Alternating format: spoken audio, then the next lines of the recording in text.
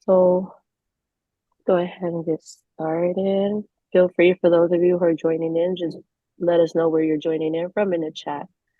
Okay, welcome everybody to our part 2 of our webinar series on family engaged case planning and youth probation. Today we will be focusing on how to center positive youth development in the case planning process. My name is Miracle Te'o. I am your facilitator for today, as well as one of the speakers. I am an alumni for the Annie E. Casey National Youth Advisory Council, as well as an alumni for Santa Clara County's Youth Advisory Council, along with one of the co-founders of Santa Clara County's Youth Advisory Council. And joining me in today's webinar are Stu Berry and Anna Bermudez, who are phenomenal leaders in the juvenile justice system. And for years, they have been consulting for change. So I look forward to hearing them and share their expertise and their experience with you all. So as I mentioned, today's the part 2 of our webinar series. Last month, we had went over the family engagement continuum within the case planning. And this month, we will be covering, again, what it means to center positive youth development in the case planning process. So here is our agenda. The purpose for our agenda today is to discuss different methods of how to develop individualized goals for our young people on probation, and how we can use harnessing their strengths and interests in creating those goals, while making sure that we're also creating meaningful growth and accountability for our young folks. And then I will be going over the recap of what we covered in a part 1 of the webinar in last month. So we had went over the need for family engaged case planning. And as you see here on this slide, the focus of it was, how can we meet our young folks where they are at? We can do that, right, by honoring their voice. And not just our young people's voice, but the voices of their families as well. Also providing them with individualized goals and creating that roadmap for them, which is what we will be going over more in depth in this webinar, and really focusing on building on their strengths and celebrating our young people. We also had went over what it looks like with the case planning on the engagement continuum, where, if we can go on to the next slide. Tara, thank you. So here, as you can see, our goal is partnership. But how do we get to partnership in case planning? This focus highly on building relationships, right? And we build relationships with our young folks, along with the individuals they identify as their family members. And so when we think about partnership, that means we're working together with our young people and their families to design the case plan for them, as well as resolving any challenges together with our young people and their families that occur. So you'll see that in the first 4 to 6 weeks, these are seven boxes that we are focused on of prioritizing relationships from the start. In the webinar, our part 1 webinar in July, we had went over what it means to meet people where they are and to make connections, not referrals. In the 2 lighter blue boxes that you see, those are focused more so in the practice guide and the online courses. And today's webinar, part 2, we will be going over the boxes highlighted in pink, where we will be identifying youth strengths and aspirations, establishing common goals and shared responsibility, as well as balanced case plan needs and judicial expectations. Now, what is positive youth development in case planning? Well, the way I like to explain it to people is positive youth development is speaking life into our young folks. Now, how do we do that? We do that by focusing on building upon their strength, right? Versus just trying to like solve the problem of the areas where they're failing. Now, as we all know, failures are actually a part of our success because without failures, we wouldn't know where we need to work on. However, one thing with positive youth development that shows us, the research shows us that when we focus on building on the strength of our young people, it results in a more positive outcome than it would from focusing just on the shortcomings, right? And that leads into the next point of how do we define the success of our young people? Well, defining success is focusing on the achievements of our young folks and not just the areas where they have fallen short at, right? Because success includes it all. But when it comes to our young people, it's so affirming and encouraging to them when we applaud them for the things that they do succeed at, right? And last but not least, is helping our young people to develop and gain skills and lifelong skills, really, because they are only in probation for a period of time of their life. Our goal is to want to set them up for success as they grow and transition into adulthood, right? And we also want to connect them and build a supportive relationship with them and connect them with other supportive relationships that can help them with that transition from adolescence to adulthood. Um, with positive youth development, it's been shown that, well, first, this approach, let me back up, is evidence based and it's research backed. And it's been shown that it works for young people. And how does it work for the young people? By focusing on their strength, honoring their voice, um, creating and building relationships and opportunities for our young people to thrive. And by doing these simple three things, it's led youth to be more effective in fostering positive outcomes, um, increasing academic motivation, along with social and emotional learning and growth. And it gives them a sense of personal responsibility. Um, and research has also shown us that it reduces engagement in harmful activities amongst our young people.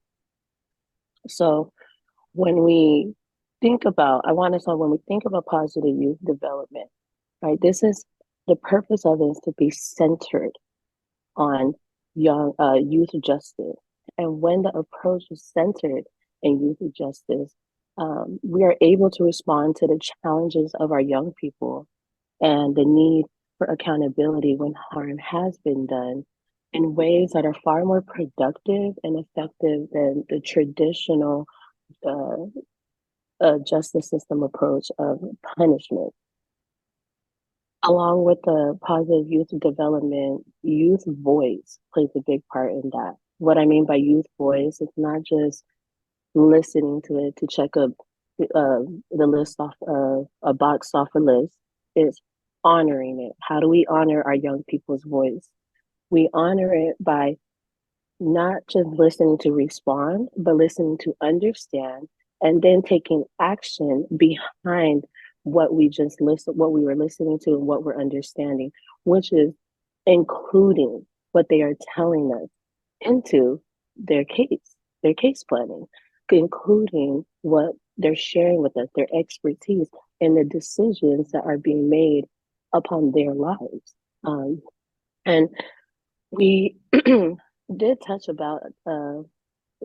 on youth voice a bit in the July webinar. Today, we are going to go um, deeper into what it means to direct ways on centering youth voice, which is by focusing on their strengths, their assets, and their aspirations. And so now I just want everyone on this webinar to take some time to think to yourselves about this question. Why identify strengths and aspirations before setting case plan goals? And as you think about this, um, feel free to share in the chat, things that come to mind. What does that look like for you when you looking at this question? Is that right? What does that look like? Well, it can motivate the young person and their family, right? Thinking about hearing them know that they even have a strong suit in the area. They probably don't even know about that, right? It provides them a jumping point for goal setting. So if they know that they have a strength in this area, it makes it a starting point, right? It's easier for them to think about, okay, so how can we create a goal from here? It fosters relationship building and engagement and partnership. And I see so many of you in the chat, yes, are saying things like it builds confidence, it reinforces positive outcomes. Definitely. These are all great answers. And in identifying, right, it also pushes against potential implicit biases that the youth may have about themselves that they didn't know, right? It defines them beyond their offenses and challenges um, and risks. These are great. When we think about the strengths and aspirations, right? Young people have faced many challenges, right? And when it comes to these challenges, it's sometimes, or for the most part, it's hard for young people to view themselves in a way where they can see themselves strong in the area. Or, some people have mentioned about confidence, right? Even think, or even they probably don't even know that they have a strength, right? Um, and it takes for the amazing people around them, the trusted adults around them, to speak life into them, to bring that out of them, to show them who they are, who we see them. Because a lot of times it helps when people from the outside can tell us what they see, right? So, when we meet with our youth, instead of just asking them, like, hey, what are your strengths, right? Again, a lot of young people don't even, they're not asked this question. They're not thinking about this question, like, oh, what am I good at? What areas of am I strong in, right? So another approach to do this, to uncover their strengths and aspirations, is really when we build relationships with them, getting to know them, right? As you're getting to know them, as you're spending time with this young person, you're actively listening to what they're telling you, and then you're calling it out.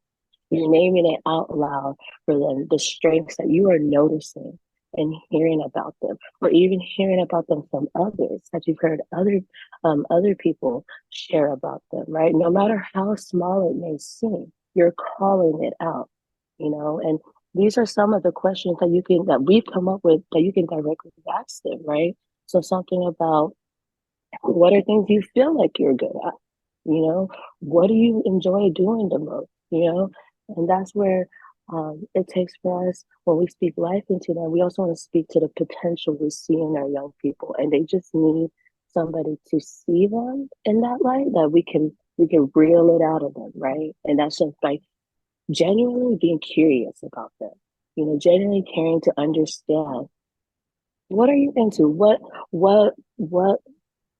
makes your heart, what gets your heart jumping, what sparks a light in you, right? So these are the things that we want to focus on. um, and then we can go on to our last question is, how do you think focusing on strengths and aspirations can help support racial equity? Now this is a heavy question that I want you all to think about this to yourselves, right? And this is something that we want to focus on, right, into case planning goals and how it can help support um, the racial equity, right? And then some of the answers that we've seen are that we've come up with ourselves is, starting from a place of seeing someone's strengths and dreams, it's a great way to interrupt the implicit biases that may exist, right? Both by people making decisions in the system and by the people entering the system who might expect, based on their previous experience, to be treated otherwise by the system. And so now, as we go deeper into that, Stu will actually be going into more detail of how we can create goals at the start of the case planning process to help build on the relationships and center the collaboration and partnership. Thank you, Miracle. Hi, everybody. Good afternoon to all 56 or 58 of you. I'm Stu. I did want to mention real quickly that if you have questions, you can either hold them till the end. We're going to have 15 minutes, hopefully, for questions and answers, but also you can put something in the chat. And we do have somebody from our team doing a back channel that they will either respond to your question or keep a list of that for potential summarizing at the end. So my part of this today is that middle box. So Miracle had the box on the left, Anna had the box on the right, which is not really reflective of our political affiliation, but I'm just right in the middle. And I'm going to talk about three really critical elements of this family engaged case planning process: common ground goal planning, change readiness, and the use of shared responsibility in case planning. So the first part is common ground goals. And what do we mean by common ground goals? Common ground goals are, they're not goals that are rewritten terms and conditions. They're not goals that are taken directly from a risk score and interpreted into what a young person should do. They're not about making a bunch of referrals. They are about figuring out how to meet people where they're at, what's important to a youth and family. They're crafted in partnership with and owned by the youth and family, and they start small and are very manageable. And they provide, therefore, the opportunity for us to recognize achievement, celebrate success, and to build on small wins, which we believe leads to increased engagement and ultimately partnership. Why is that important? Well, the more likely we are to have partnership, the more likely we are to have successful outcomes, because there's some investment, there's some credibility, and there's some willingness to be open to the process, which, as we all know, is not always true with people coming into our system, either because of their own family experience, their neighborhood experience, their intergenerational experience. All may be not all that positive with systems like ours. So our goal then is to overcome that through engagement, partnership, and meeting people where they're at. So let's think about this for a second. What are examples of typically used goals in probation that in most cases are not common ground? And let me just say, common ground in its most basic structure would mean something that's of value to a young person, of value to the family members, and of value to the system all at once. So if you can think for a second, maybe throw into the chat, what are things that you would suggest are not going to meet the litmus test for common ground goals? Ideas? Well, let me give you some examples then. Completing successfully a year of school at a time when that's already past the point of it being possible at all is not going to be a common ground goal. It's not going to be a value to people when it's impossible to do. Sometimes when we talk about with probation staffs about thinking about common ground goals, which again, small and measurable, easy to start with something like that. Somebody will say, well, curfew.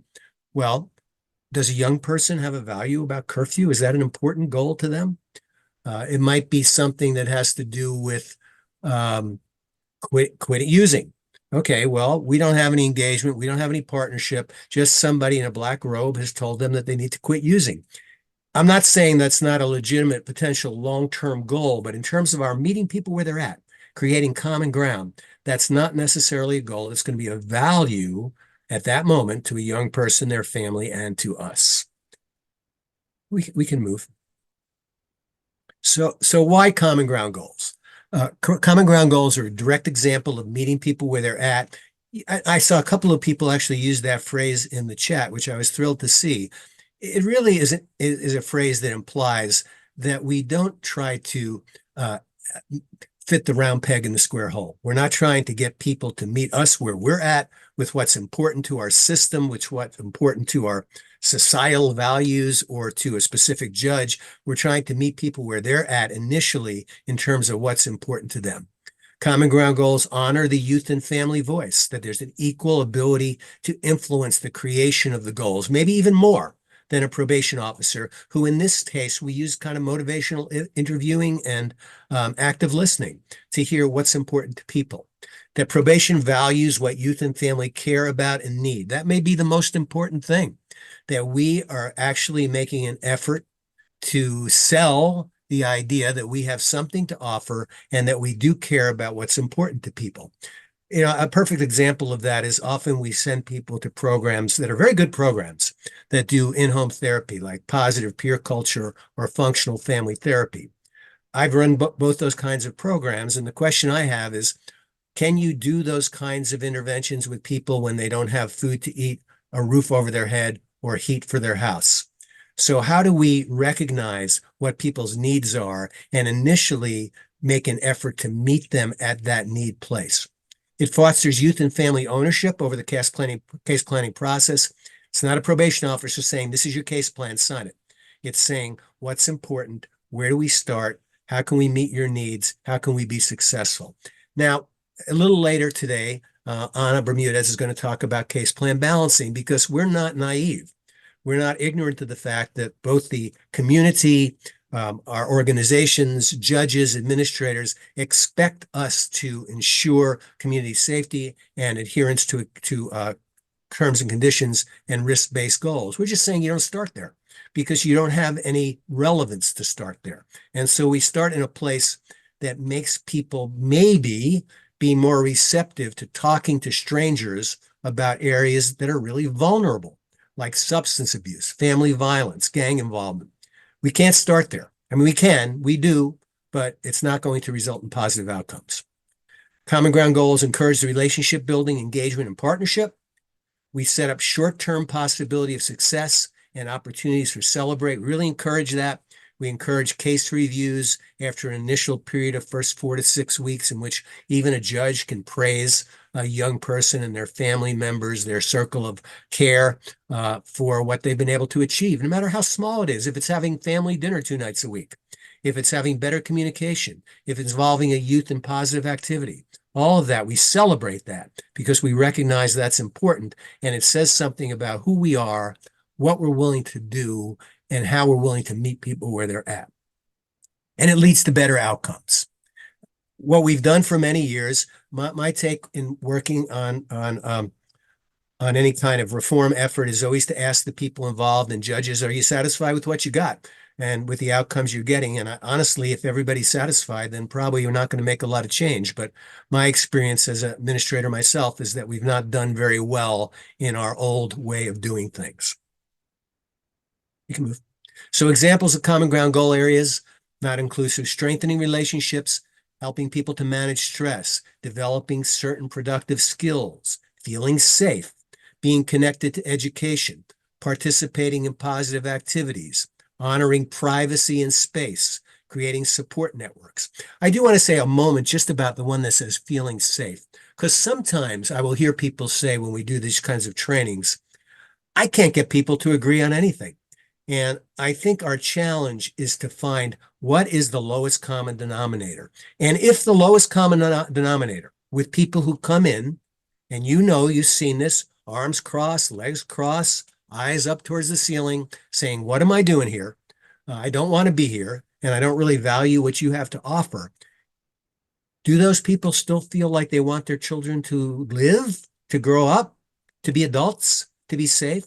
So if that's the most we can get, then that's our starting place. If it's just, how do we keep a young person who's currently gang involved or doesn't go to school because the area they walk through is difficult for them and they get harassed, how do we create some safety so that they can do that successfully?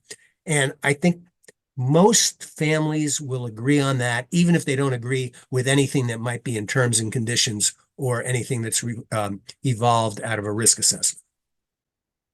So, second part is readiness for change. And you all are probably familiar. Stages of change is just one mechanism for looking at that. But the thing we have to think about with this is that we find, and research stipulates, that most young people coming into our system are going to be at best in the contemplation stage of change, most often in pre-contemplation, and I would suggest sometimes in pre-contemplation. By definition, pre-contemplation is contemplating. So that's kind of, it kind of says where people are at in our folks are not coming in and say, please help me. Now, I know you have some of those kids, and I would say they don't belong on probation. But most of those people that we see coming through our doors are not coming in saying, please help me. They don't really want our help. They don't think our help is valuable. So they're in pre-contemplation or contemplation. What's our mistake? Our mistake is that often we treat them as if they're in a preparation or action stage of change. So we're creating goals that on Maslow's hierarchy of needs are way up the scale. And instead of meeting people basically where they're at and having the possibility of success. So common ground goals within the stage of change lens. Here's just a school success idea. So we have someone who's significantly disconnected from school. And how do we focus on future aspirations, not a new or better school program, not on trying to say, let's move them to a different class, let's move them to a different school. And I want to go back. How many of you have had the experience of halfway through the school year, getting a charge on a young person who's already failed the year? Not even possible for them to pass. And yet we have a school success goal. How is that relevant? And how does that meeting people where they're at? So instead, the example of the youth going from one school due to a truancy to another still has 98 absences and 28 latenesses. Instead of focusing on how to have them succeed and make this school year, which is not going to happen, instead focus on college and basketball aspirations, which we're saying in this case that young person is identified. And so how can we regroup in a way that prepares them that they may have an opportunity to meet their aspirations? Same thing with positive activities. Go beyond asking, what do you like to do in hobbies, and then acting on it via referral. We love referrals. Referrals are good. We all interact with many very effective community agencies, but often we're just forcing people to do that. For many years, I ran a system that made kids go to AA and NA and get the little sign off. I can't say that I saw in all the time out of 1,000 and plus kids, seeing more than a couple who probably were going to get there anyway, respond to AA and NA because somebody made them go. Instead, break it down into small pieces, examine the pros and cons, develop a shared responsibility plan to achieve the necessary connections. And I think we will talk more as we move forward with this process of family engaged case planning about the difference between connections and referrals, which don't necessarily have anything to do with each other. Connections are people in the community who are part of a viable circle of care and can be navigators for family with our system. Shared responsibility. So what does that mean? It seems like a very simple concept. The idea, why is this relevant? It's relevant because the old way of doing business was basically we created a case plan. The youngster was the recipient. The family was often the passive participant, and the probation officer was the director.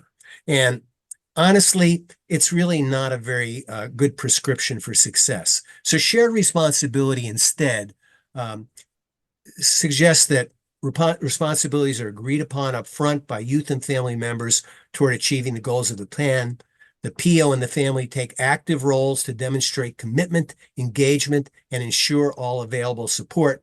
That there's an opportunity for modeling by the probation officer when meeting or not meeting a responsibility. And this is kind of the difference between a PO saying, okay, we're going to get this youngster into a successful after-school program to lessen their involvement with negative peers. And so the youngster is going to look around and ask around and find an after-school program, and the family is going to figure out transportation arrangements and childcare for their younger children, provide them with whatever equipment. And the probation officer says, I'm going to make sure you do all this. That's the old model. I'm going to be the director. So instead, we say here that we have a youth role, a family role, and then we talk about what's the PO role. Well, in here it might be helping to locate some funds to allow for transportation or for childcare or for a meal after that. It might be working to identify transportation to something that's not immediately accessible, but really provides what a youngster might benefit from. It's an active role, and that addresses that next piece. So as we go along, the case plan becomes the basis and the genesis for every probation meeting. We go over what's happened, what's worked, what's not worked. We talk to youth and family about why they might have succeeded or not succeeded. Same thing for the PO. So we get a chance to model. We are going to fulfill our part of the bargain. We're going to demonstrate that. Or we didn't get it because I had these several emergencies that came up. I was not able to make the time to do this, and this is what I'm going to do it differently. In that sense, we're modeling rather than failure. It's a matter of revising and being willing to be flexible with our case plans and say, if it didn't work the first way, let's try another way. Everyone, the PO, youth, members of the circle of influence, is an active partner in making the plan come to fruition. Everybody is an active partner, no passive people in this case planning. So shared responsibility in case planning, you have here a little visual that shows family engaged case planning. That's the current model that we're working on, and traditional case planning. In family engaged case planning, we have shared responsibility and ownership. The youth, family, and the probation officer decide goals together. In the traditional model, the probation officer decides goals and assigns them to the youth and family. There's no room for assignment in the creation of common ground goals. So as Stu was saying, we need to have a balance of these things, right? There are some things that the PO is going to have to, get to at some point, as Stu was saying. We just don't start there, right? And so, for example, one of the questions that we have are, what are the challenges, do you think, of being able to stay the course of this more collaborative and shared decision-making process versus the more traditional, more authoritarian approach? How do we stay the course? What are the challenges? And I know, POs, you have a lot to say about this, I'm sure. And just as a bit of background, I was a former commissioner in the Department of Probation in New York City. Started there as the deputy for juvenile. So I've heard it all. What gets in the way? All right. Uninformed leadership. Thank you, Ms. Mooney. Sentencing orders that have changed, right? So using a hammer when that supervisor comes and says, well, what about this? What Stu was saying, what about the stopping using, etc., right? And so even young people not being used to, being part of the process. The family, sometimes this is new, so sometimes you could even get a little pushback from the families and the young people. And so how do we work then? How do we stay in this? How do we combat this to stay balanced? Right, family not willing to participate, right? Takes time. So what can we do? A couple of things, like a couple of suggestions people have, especially if you have had experience with this. Role clarification, right? Transparency and trial and error. Explain why exactly. Lead with the why.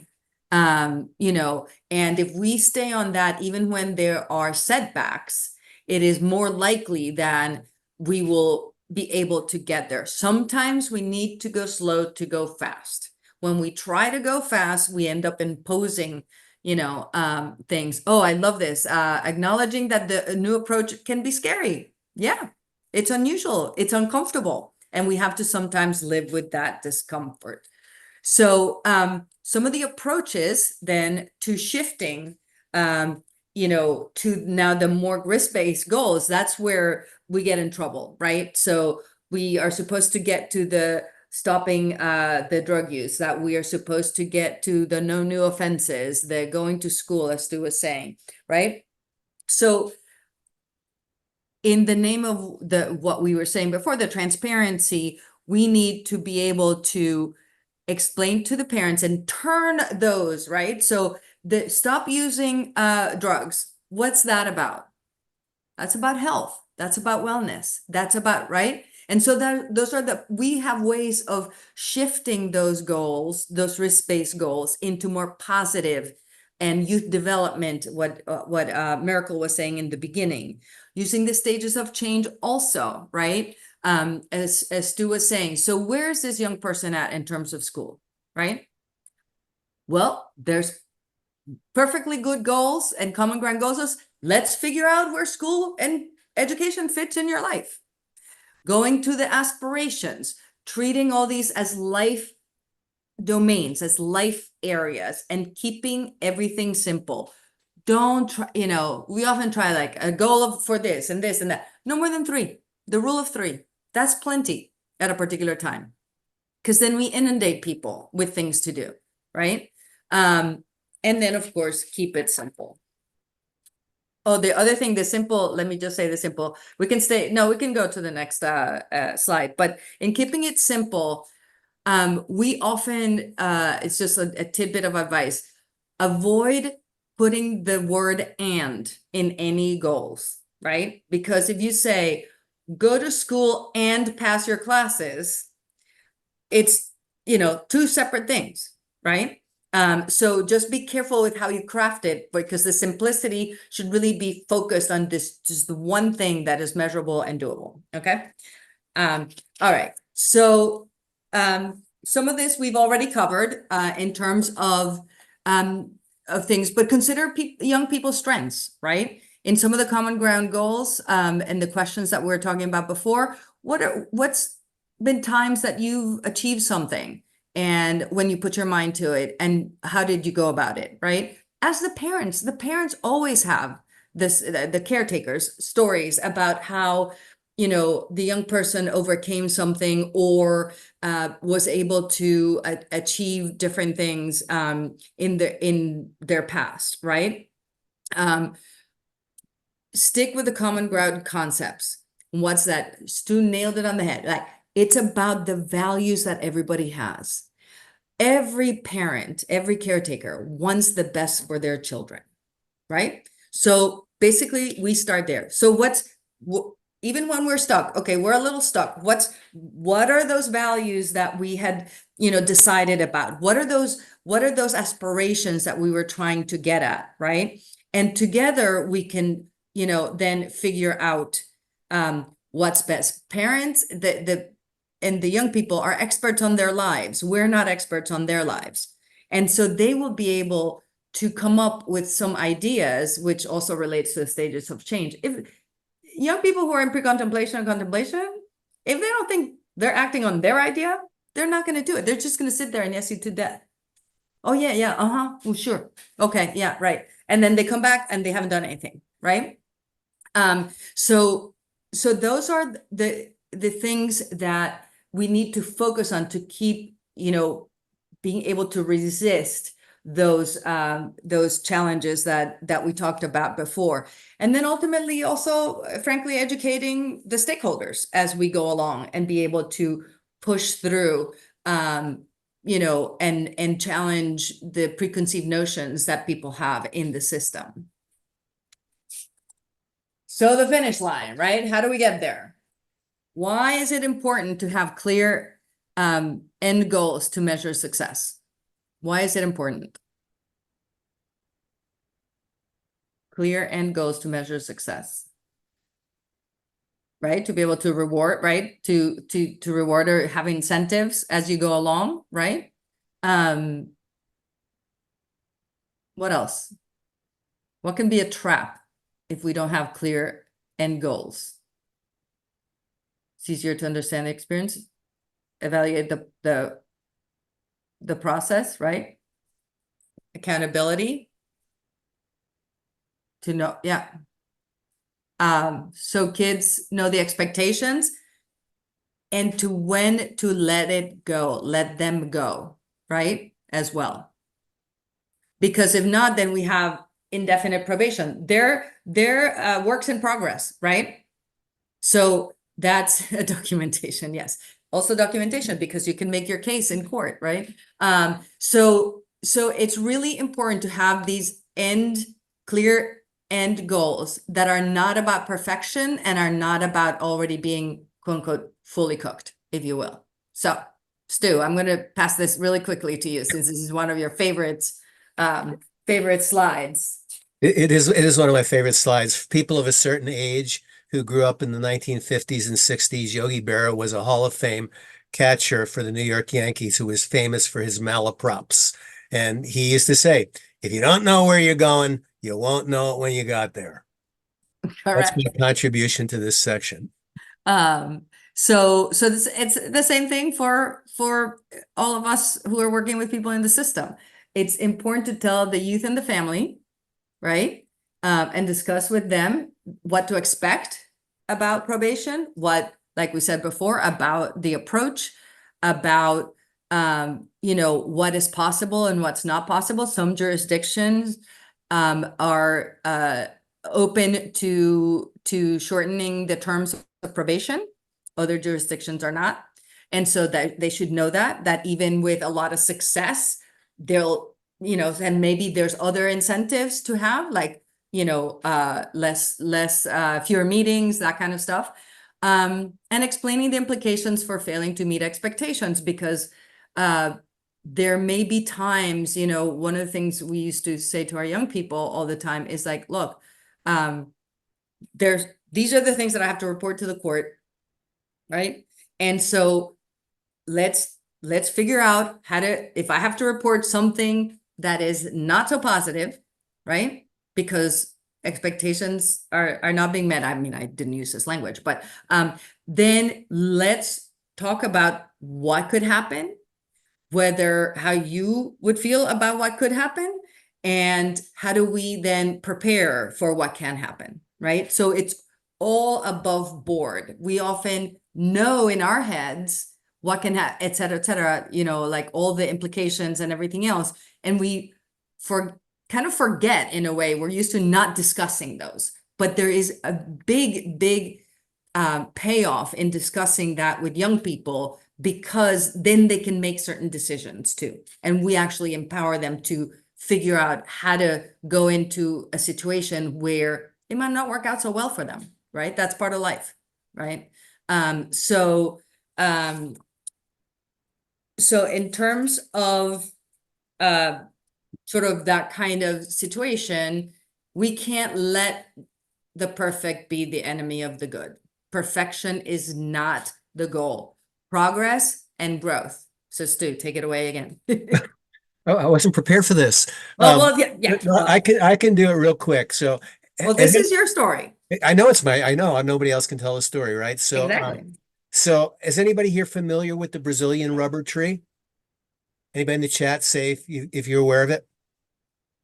I'd be shocked. But so the Brazilian rubber tree, when it's planted, you plant the tree and it does nothing for 2 to 3 years. And then in a period of 3 months grows to be about 10 feet tall. And I think this is something we want to think about with the kids that we work with, and finding that end place when we're able to recognize achievement, celebrate success, but not allow the perfect to be the enemy of the good, and recognize that if we have met people where they're at, if we have engaged, created partnership, meaningful goals, celebrated success, then we have planted that rubber tree, and chances are that at some point it's going to sprout. So we got, so I think we're on to questions and comments, if I'm not mistaken. But there's a question about navigating court orders that require drug testing in terms of creating common goals. Particularly coming from a diversion program, and youth could be removed from the program for positives. So I'll take a stab at this first, and Stu, please chime in, or Miracle. I would again, very openly with the young person. Okay, right? So we've got this court order that requires drug testing And this could be what we talked about. This could be result, and any positives could result in you being removed, right, from the program. Having said that, let's explore then, what's it going to take? If at all, like how much issue is this going to create? Where are you at in, that kind of stuff? Again, that, and that may not even be the first, tackle. You might want to say, there's this condition, and I know you've been using, because I read the paperwork and all that stuff. Let's talk about, what you want out of life, right? First, because you also are indicating by those questions and getting at those kinds of common goals instead of addressing the issue of using, the kid probably will do a double take. It's like, what? You mean we're not going to talk about this right away? It's like, yeah, we'll get there. We're going to have to deal with that. But right now, I'm more interested in you and who you are as a person than whether you're using drugs or not. Right? And so same with the family about, addressing, like, what do they want out of life for their young person? Anyway, that would be my suggestion. I have two quick thoughts. One is, I don't think common ground goals should be interpreted as disregarding court orders. Yeah. And I think we have to find a way, and that was Anna's talk about case plan balancing, of recognizing when there is an imminent order that can result in certain kinds of consequences and exploring that, but at the same time, not having that become the focus, whether or not somebody passes a drug test, but really what we can do to change the life circumstance to not lead to that being a problem. That being said, I also want to say that part of our process with this, and Anna can attest to this, that when we did family engaged case plan training many years ago in New York City, we met with the chief administrative judge and other judges and said, yeah, how are you doing? How are you doing with the random drug testing? How well does that work out? Is that stopping kids from using? Is it reducing crime? Because my experience is the answer is no. And so what if we didn't have this as a automatic response to every kid or to too many kids? And we really reserve that for kids who are chemically dependent, not for kids who may be in the process of substance abuse of some sort. And that we waited a while to get onto that and to make that a priority, and instead focused on some things that could build partnership and have some success and get kids and their families working with us to achieve ultimately change, rather than just working with us to avoid getting caught with a urine test, and then we can sign off as not being on our watch. Maybe we haven't solved the problem, but they've either figured out how to beat the test or they figured out how to stop long enough to get us off their back. Thank you, Annie. And yeah, I'm also a parent, and a parent leader doing work in partnership. And one of my first experience with young people who were mandated to go to the drug program, I didn't really understand. And I think I was lucky because at that point, Anna was the commissioner. And I hear the young person at the next office to where I was located at saying she's not going to the drug program. And the drug counselor is saying, well, if you don't go, I'm going to just, send the documents to your probation officer and they're going to violate you. And when I learned what violate was, I said, oh, no. We can't have a violation. And I'm going to call the young person Fifi. I said, Fifi, you have to, right? You have to. They're going to violate you. And like, you're only 14, 15 years old. You're not meant to go to jail. And I saw that happening very easily. And I said to Fifi, let me go to the program with you. I want to know why you don't want to go. I want to really see and feel why. And what I realized that not every program is the right fit for young people, right? It was a program that was for adults that were also misusing heroin, though they were coming in at a different time, right? This young person didn't need to be in that location. And the wonderful thing about the relationship that we were building with the Department of Probation was that we said, let's build some programs or conversations that'll help these young people think about the school to prison pipeline. What addiction can lead you to, right? Even doing some trips around places where there are adults that are struggling and fighting addiction just because of a misuse. So those conversations were easy to have when you have trust and you have someone in your department that you can go talk to about, you know what, this program is not the right fit. The money usually follows the program, and what the young person and the family gets is punitive. And we need to stop penalizing, right? And just looking at whether that was a right fit for the young person and the family. So, disengaged families, anytime we do this kind of training or we talk about family engaged case planning, or we talk about processes that involve family engagement and partnership, that's going to be the first question. And so, there's a number of things I'd like to say about that. Firstly, what have we done to engage families typically? And how can we do that differently? And it goes back to what we talked about with common ground goal planning, meeting people where they're at. When people are coming in, not wanting to be here, feeling resistant, feeling anxious, ashamed, angry, and not necessarily having good institutional experiences, how do we meet them in a different plane? How do we, I know people sometimes hate when I say this, but how do we sell probation, that we have something to offer, that we want to help them meet their goals? I think if we can do that, we can engage a lot more families. Secondly, do we expect them to come to our office between 9:30 and 4:30? Or do we make ourselves available in a neutral place or in their home, or figure out some way that works with their schedule? So are we doing that? And thirdly, are there sometimes going to be parents that we are not going to get engaged? Absolutely. That's why we talk a lot about defining family. Who are the family members we can engage with? Who are the circle of care or influence that we can have involved in a young person's life when maybe we can't expect the parents to meet our ideal of what parents are? And that doesn't mean they don't have a role, but it might mean they're not willing to do the things that we think they need to do, which also we need to examine. So I think we shouldn't.